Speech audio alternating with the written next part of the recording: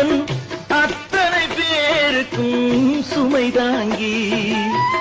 அண்ணன் என்பவன் இடிதாங்கி, அவன் அத்தனை பேருக்கும் சுமை தாங்கி.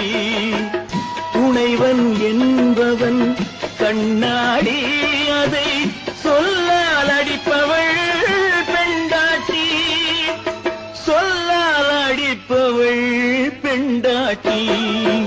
சத்தியத்தின் சோதனைக்கு எத்தனை பேர் போட்டி, தர்மம் என்னை வாட்டுதம்மா சொந்தங்களை காட்டி, தர்மம் என்னை வாட்டுதம்மா சொந்தங்களை காட்டி. அத்தனையும் தாங்கிவிட்டேன் சக்தியினை கூட்டி, ஆண்டவனும் சேர்ந்து கொண்டான்